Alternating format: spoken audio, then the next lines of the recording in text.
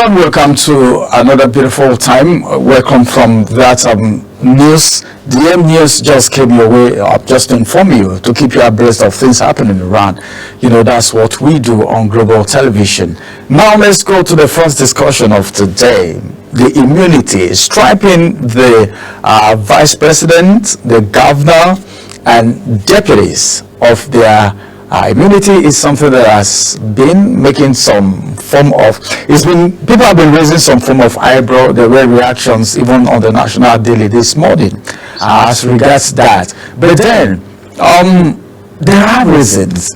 We've had a lot of people enjoying some form of immunity directly or indirectly in Nigeria, and that has done us, I don't know, maybe more good than harm, or more harm than good, as the case may be, depending on the individual and how individuals are being affected by it. Today we have an expert that's going to be talking about it. Of course, he is my guest today.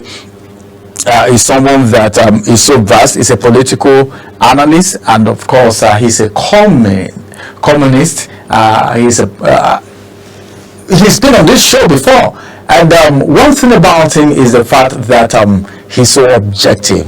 Joining me on the conversation today is Jide Ojo. It's good to have you join us on the conversation this morning. It's my pleasure, Ramsey. I wish you well. It's been a while, but I'm glad to be on your show. Thank you very much. All right, we're looking at the immunity. At the National Assembly, the bill, about a number of bills were passed, and the issue of immunity for the vice president, the governor, and of course deputies. First of all, do you see that as a welcome development? It is not. Why do you think so? It's not.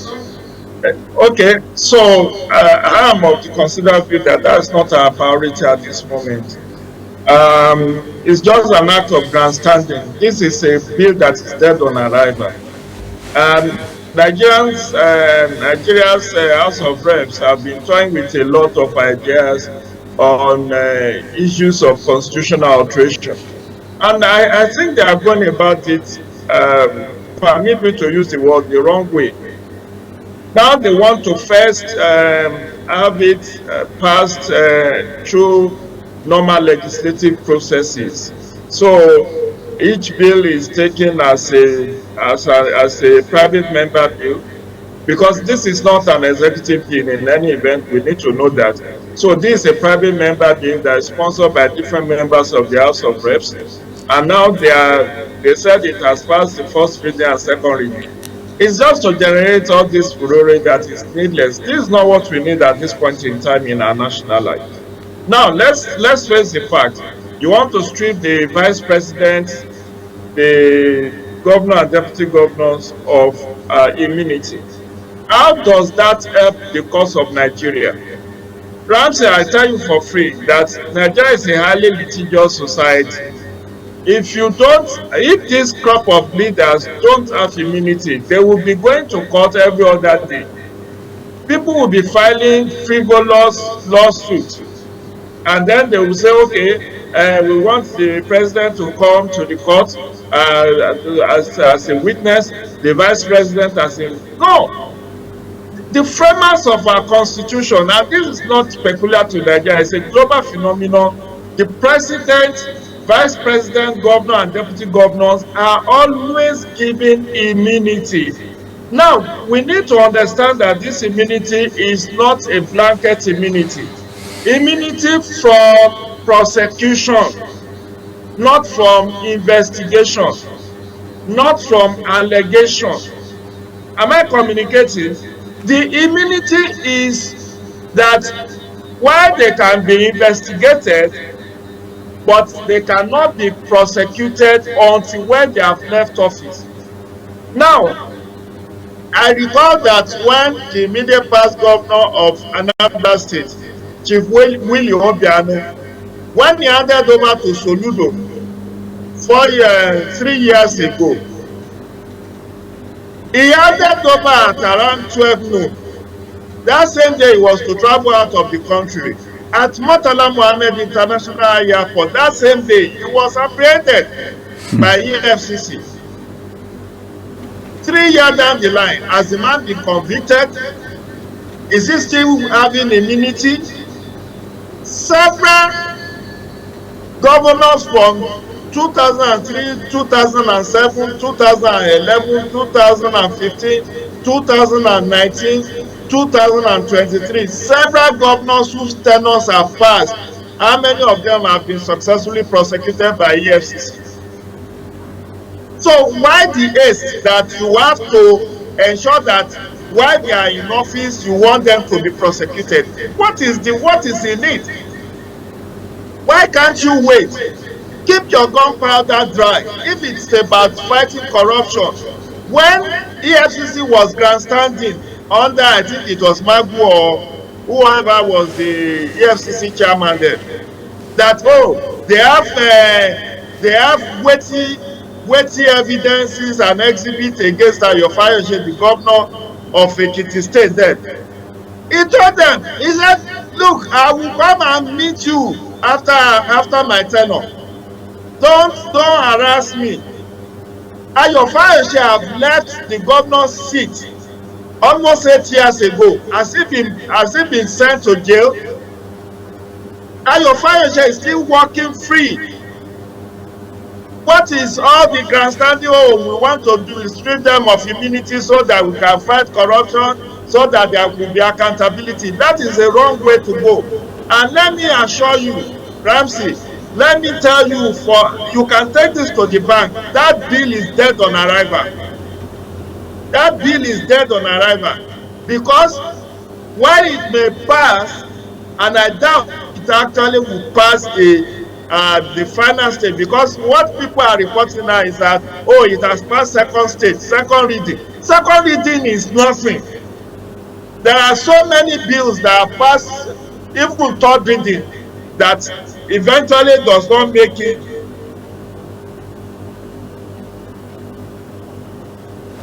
All right.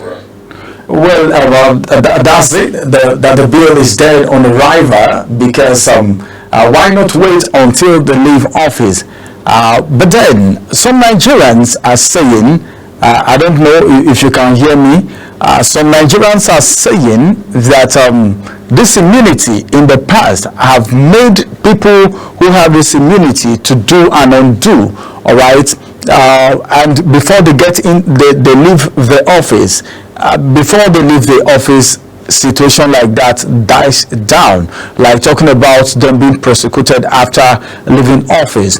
What if whatever they are doing may lead to loss of life? Lives may have been lost already. So as it is right now, don't you think the immunity, according to what Nigerians are saying, is just too much? Because it's making some of these people in authority to do and undo, especially politicians. Some people even want to get into that position because of the immunity alone.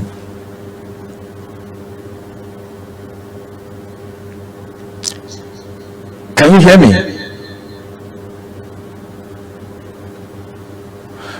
All right, let's go on a quick break. After this break, we'll return and we'll continue with the conversation.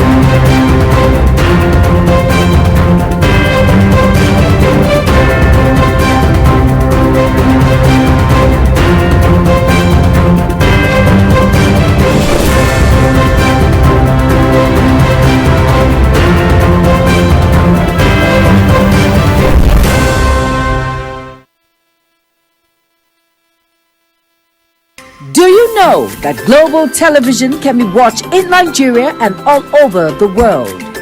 Download the Global TV Nigerian mobile app for Android and iOS devices to watch global television real-time from around the world. What are you waiting for? Start downloading and stay connected to global television.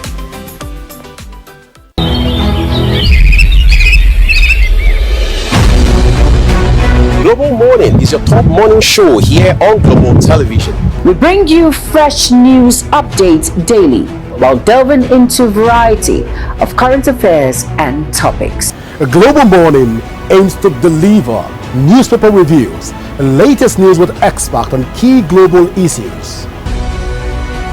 And at the same time, keeping you well informed about important events, both national and internationals. Global Morning serves as a valuable source of information, helping viewers like you start your day well informed. Stay connected from Mondays to Sundays to a wide range of the latest news making rounds on Global Morning. We're on the road to protest. The president meets all of our demands.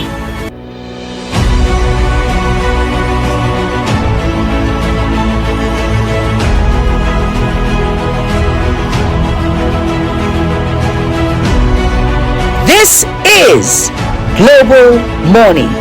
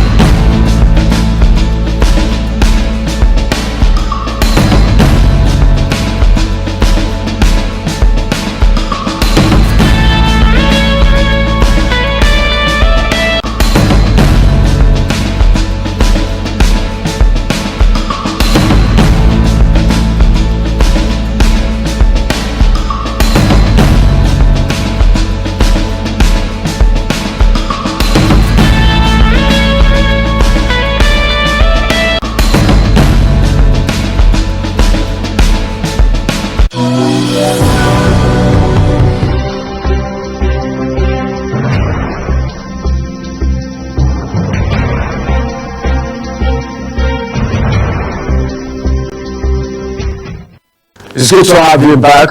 We had a little network issue. Now, I was asking a question before that actually happened. Some people feel that this immunity clause has done more harm than good to Nigerians and, of course, administration, because some persons who have this immunity go ahead to do things, all right, not minding that the people who they are governing needs to be responsible, that they don't know they need to be responsible to the people. You see people acting across board, above board, because they have immunity. That's what I'm telling you, Ramsey. You see, immunity is not a license to kill, maim, and destroy. Your immunity is not forever. It's only for maximum of 8 years. And don't forget, immunity is only conferred on 4 categories of persons: the president, the vice president, the governor, the deputy governor. Haven't you seen that despite the immunity that these people enjoy, deputy governors are still randomly being impeached? Even the governor of Rivers State, maybe by now will have been impeached, but for the state of emergency that was declared last week. What I'm telling you is that people are just not, they've not been able to appraise the weight of what is called immunity. I've told you, immunity is just against prosecution while you are in office. Immunity does not stop investigation. The whole essence of having immunity in place is that so that there will be no distraction by this category of people when they are governing, when they are in government. So you don't want the president and vice president, governor and deputy governor to be are summoned to court every other day or week because of one allegation or the other. Now, after 8 years that you are a governor or president or vice president or deputy governor, you are going to be made to face whatever atrocities you have done while in office. Okay, Obasanjo have left the presidency of Nigeria since 2007. That is how many years ago? Is it not 18 years ago? 2007. All those who are alleging that Obasanjo is corrupt, Obasanjo is this, Obasanjo declared state of emergency, Obasanjo declared that the military should go and level up OT and Zakin Bia. Why have they not prosecuted Obasanjo since 18 years that he left office? We have heard Goodluck Jonathan has left office. He no longer has immunity since about 10 years ago when he left office in 2015. 10 years ago exactly.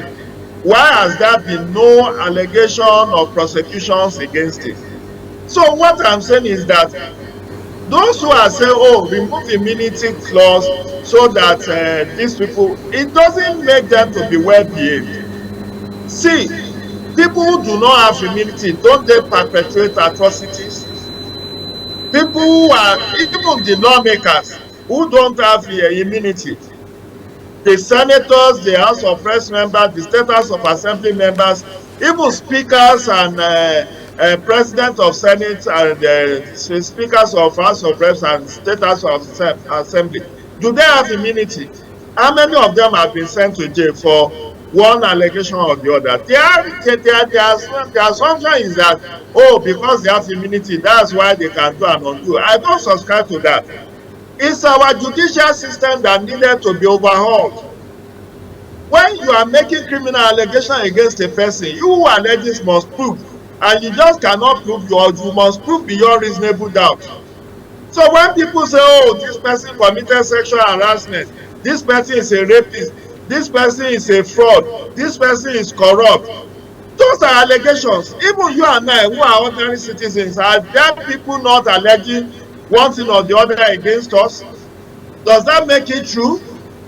That's why the judiciary says it is part of our jurisprudence. It is not enough to allege somebody committed an atrocity. You have to prove under a criminal jurisprudence, you must prove beyond reasonable doubt. And that does not just apply to president, vice president, governor, or deputy governor. It applies to every citizen. So when you make criminal allegations, you must be ready to prove your case in court. So I'm saying, coming back to this law, this bill, is dead on arrival. You can take it to the bank. That bill is dead on arrival. The Senate of Nigeria will not pass it, even if the House of Reps pass it. And if the House of Reps and the Senate passed it, because it's a constitutional alteration bill, it will not sail through the state assemblies. You know that for any constitutional alteration bill, you must also get 2/3 of the state houses of assembly, and 2/3 of 36 is 24. How will you get 24 states to back this bill, even if it is passed by the National Assembly? Unless the governors are interested in it passing through. I've gone through many of the bills. All those bills that they are saying 42 bills have scaled second reading, 30-something bills, it's all part of the grandstanding of the National Assembly. When many of these same bills that are making it back into the current 10th Assembly were passed in previous constitutional alteration that were not attended to. This issue of separating the office of Attorney General from Attorney General of the Federation, Attorney General of the state, from Commissioner and Minister of Justice, it has been previously passed. The issue of separating the office of Accountant General of the Federation from Accountant General of the federal government or stuff. Many of these bills were passed in 2018, were passed in 2023, but the president did not assent to them. Many of the bills that they said as past second reading are state creation bills. How do you think any state can be created under this current dispensation? When you go through what the constitutional alteration process is. So the House of Reps are just catching cruise. They are just catching cruise. They just want to do things that will make people to say, oh, they are working, they are responsible. It all now wash. I can tell you for free. I've monitored constitutional alteration process from 2000 and from the first successful one was in 2010. That was 15 years ago. I've monitored the one of 2010, the one of 2014 that Goodluck Jonathan did not sign, the one of 2018, the one of 2023. All these things, you can pass 50 constitutional alteration bills. The buck stops at the table of the president. And if the Attorney General of the Federation advised the president not to sign, you will see that all your efforts in producing those bills are just wasted effort. So many of the things that is gaining traction in the media space, where they say, they have passed 50 bills have passed second reading, and so what? It doesn't make anything. I will only take them serious when these same 50 bills pass the third and final reading after the public hearing, and then there is concurrence from the State Assembly and from the Senate, and then there is also an harmonized position, harmonized version, and then it's sent to the state, and the state also concord. And those are in stages, and I tell you for free, many of these bills will fall by the wayside. Many of them will not get the concurrence of the Senate, and if they do get concurrence of the Senate, they may be shut down at the State Assembly level. And if they don't get shut down at the State Assembly level, they will be shut down by the president, who has the final authority to sign or not to sign many of the bills. We know over 30 bills make it to the final stage under Buhari in 2023. How many of it did he sign? Many of them are not even, they are just correction of spelling of local government and all of that, which doesn't carry much weight. So let's talk something serious. This whole stripping of immunity is just a wash. It's just grandstanding. It's not going to, it's a motion without movement. It's not going to make any difference. Because the problem is not about these people having immunity. The problem really is about our governance system and how powerful individuals occupy office and appropriate that office and personalize it. And you know, it's not about immunity. If you have money, tons of money. All right. Mr. Jide, let me come in at this point. You can do anything and get away with it. Can you hear me? Only answering office. All right. Let me ask, because you made mention of the judiciary while you were saying, we were mentioning names of people that were supposedly to be prosecuted after leaving office. And you said the judiciary were supposed to do that. Now, a lot of people have complained about the judiciary. Even this morning, the CJN also complained about the judiciary. Some lawyers, he was specific about some lawyers. Now, how did we get to this level? Why all the noise when these people are in office? Then when the immunity is not there again and nothing is being done. So where did we get it wrong? Where did the judiciary get it wrong? What would you have to say about the Nigerian judiciary? Or you feel it's EFCC that is supposed to do that? Now, Ramsey, it takes two to tango. Let's be sincere with ourselves.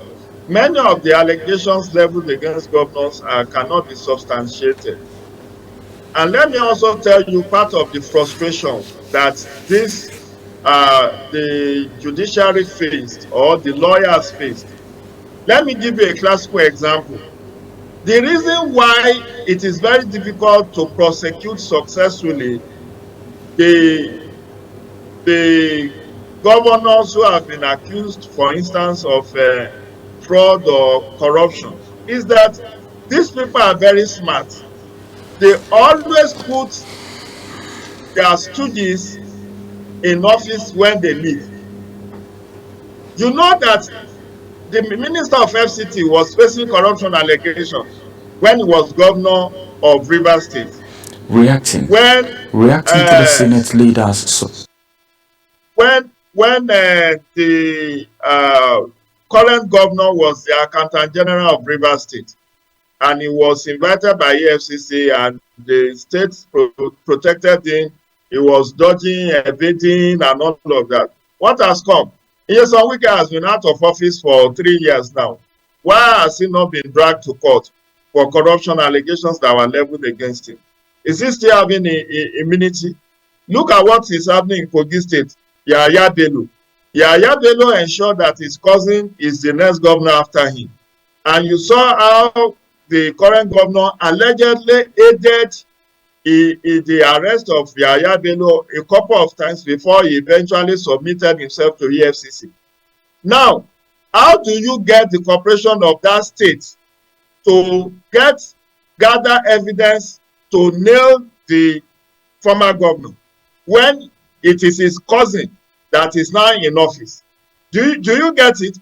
Well, and that's what operates across many states.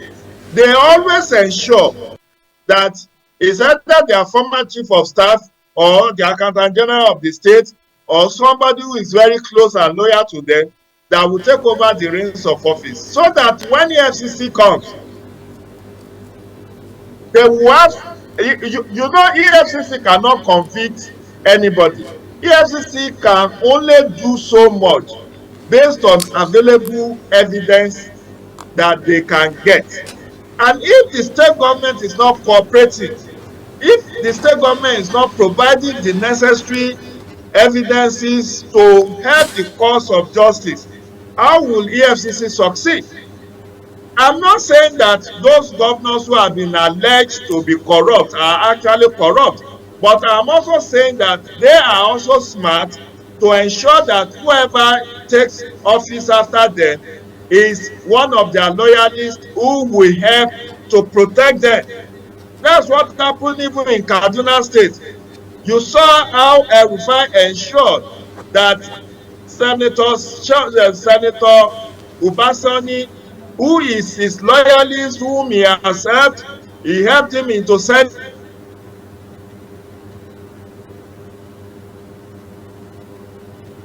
All right, that is Jide Ojo speaking to us right there. Is a political analyst, and of course, if you look at what he's saying, you will get to know that it really takes two to tango.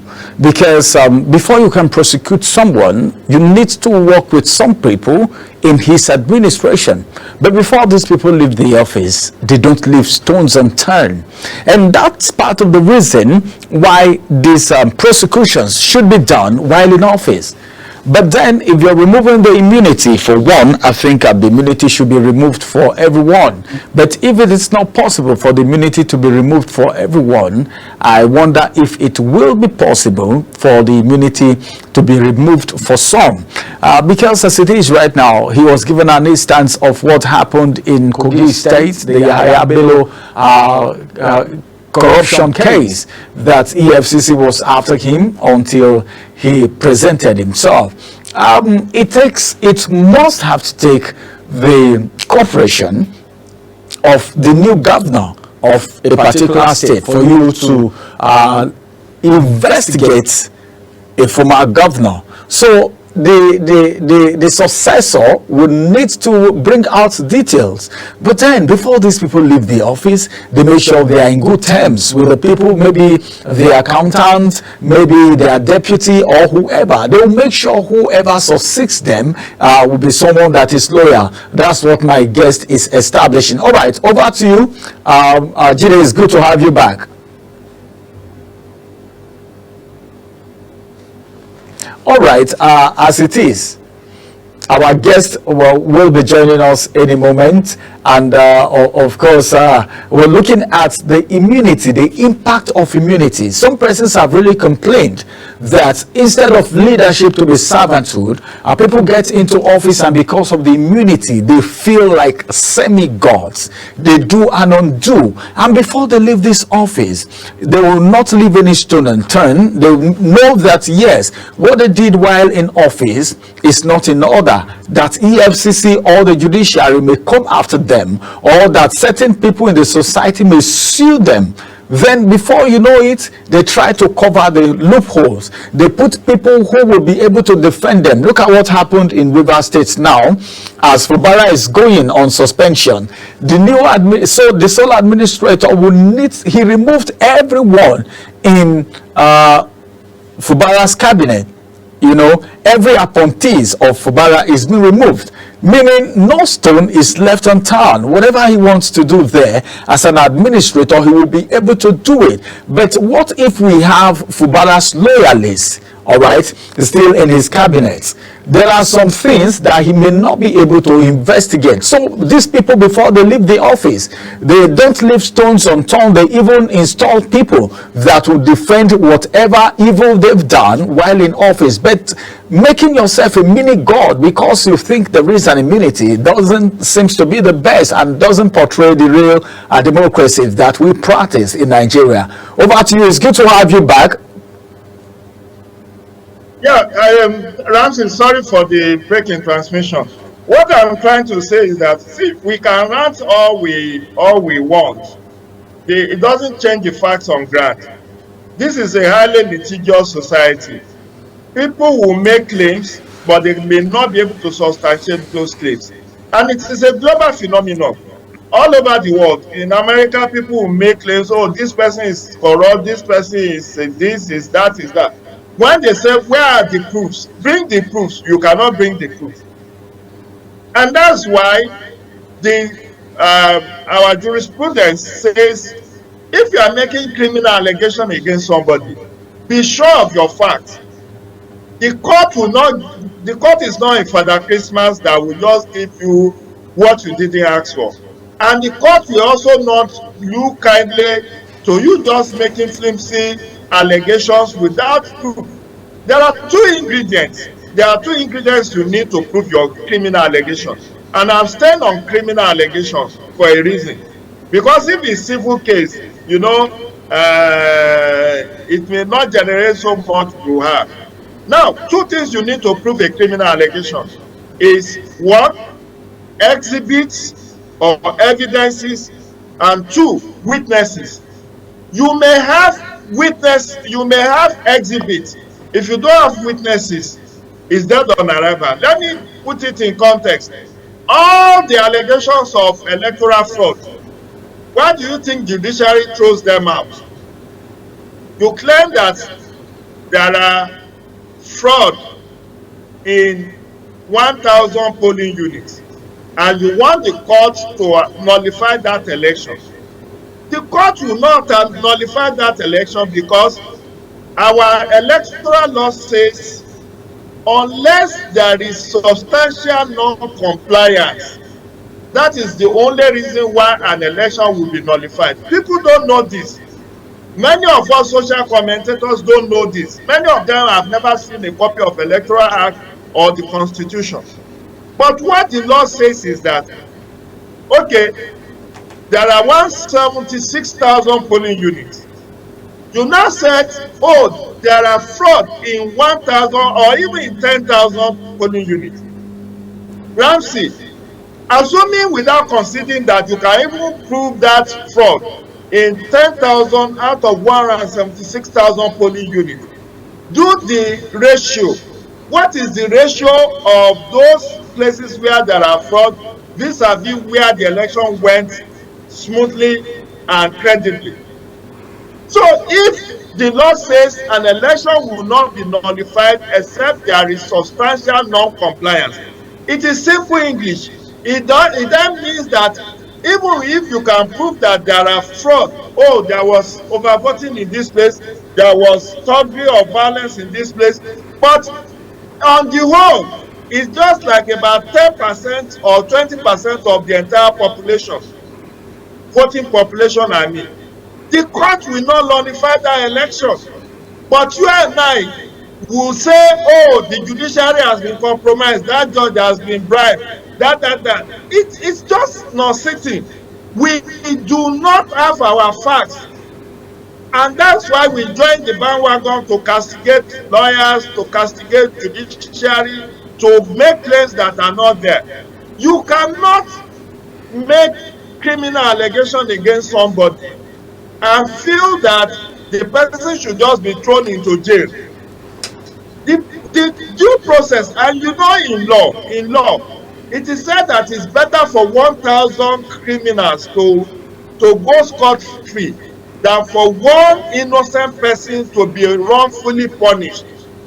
I hope you are listening to me, Ramsey. Yes, sure. And it is better for 1,000 criminals to go scot-free than for one innocent person to be wrongfully punished. Why is that? Because law is on the side of justice. So the fact that somebody can wake up and claim that you, Ramsey, raped her. God forbid. If no, it's an allegation. God forbid. I'm not saying you did. But somebody can go on social media and say, oh, Ramsey Agbo of Global TV is a rapist. Now, you have a right to sue that person, don't you? You have a right to sue that, okay, where is that? Where did I know you? Do I even know you? Have I ever met you? Have we ever had intercourse? How dare you malign my name? That is why the law will now say you allege that this person committed this offense. Come and prove your case. Now, when somebody does not have proof, or the person now get to court, they call him or her into a witness box. He now say, my neighbor told me, my son told me. You were not there. You did not witness it. You don't have your facts. So, many a time we are very emotional about all these allegations and things we say on social media, the ranting. I've seen many people who claim that 2023 election was rigged for Bola Tinubu, but they did not even vote. Oh, those people making that allegation may not have even voted in that election, or they may not only have gone beyond their own polling unit. And there are 176,000 polling units, and you are joining them to castigate an election in which you are just a microcosm of an observer. So what I'm saying, let's not leave the substantive issue. I still strongly believe that striping the governor, deputy governor, vice president of immunity is not our priority. All right. It is not, because the only thing that they have right now in their favor is that they cannot be prosecuted, not that they cannot be investigated.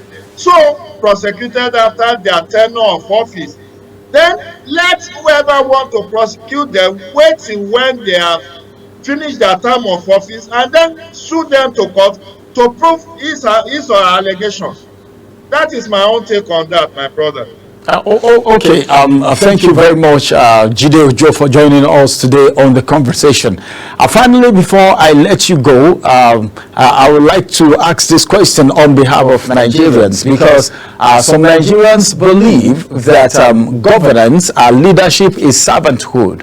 I don't know what your school of thought about that is, because in every rumor there is an atom of truth. Some persons have been victimized by people in authority because they have that power, because they feel they are on top for certain reasons. We've seen some on social media, like you said. We've heard from people who testify these things in real sense. But then the judiciary, they said, is the last hope of the common man. But right now, some people cannot even afford the judiciary, and some persons don't even believe in the judiciary. So what's your take of the saying that leadership mainly is supposed to be servanthood and not victimization? Now, we need to unpack that. Leadership being servant, I don't know about that. If you are a leader, you are a leader. You lead. You are not a servant. I remember the former governor of Niger State called himself chief servant. He calls himself chief servant. We also have in Osun State a former governor that calls himself Ogbeni. We have one in Ondo State, late Akeredolu, that calls himself Arakunrin. All of those are just appellations. They are just monikers. They are just alliances that doesn't make any difference. See, leadership is a body. And I don't envy, there is a popular saying that uneasy lies the head that wears crown. You will not know the kind of turmoil that leaders face when they are in office. Because there are different people coming to say things that may not necessarily be true to them. So, issue of victimization, I'm not ruling it out that it does happen, but we cannot just use the same brush to tarnish every governor or every leader. We have seen in other climes where leaders who have previously served, even as prime ministers, as presidents, were dragged to court and sentenced to imprisonment. Look at Jacob Zuma in South Africa. Was Jacob Zuma not sent to prison? After they didn't even allow him to finish his tenure, or maybe he finished, but he was jailed. In France, Franco Mitterrand, a former president of France, was jailed for campaign finance breaches. So currently in Israel, we have even the Prime Minister of Israel, Benjamin Netanyahu, facing criminal allegation. What I'm saying is that if any leader victimizes you, assuming that leader has at that time he victimized you as immunity, wait till when his immunity is over, and then you can file your suit. Once you have credible evidence and you have witnesses, because as I've told you, in court does not listen to emotions. You cannot go and cry to a judge and say, no, he did it, I swear by the name of my grandfather. The court does not listen to that kind of plea. The court will only listen to you based on your evidence and witnesses. So those two ingredients must be there if you want to successfully prosecute a criminal allegation. But whether it's servanthood or leadership, I don't subscribe to leaders being servants. Leaders are just very much to guide and facilitate and govern. So if you want to refer to them as servants, you are free to do that, but it doesn't make any difference. All right. Thank you very much, Jide Ojo, for joining us on the conversation this morning, speaking on the impact of immunity on national development. Many thanks for joining us today. It's my pleasure. Do have a great day. Stay safe and keep blessed. All right, this is going to be the size of Global Morning's first discussion. We are coming in with the second discussion, where we'll be looking at Natasha's recall. So many matters arising, developing stories from that issue. We'll bring you all of that details after this break, as we'll have a legal practitioner join us to talk about Natasha's recall. Stay with us.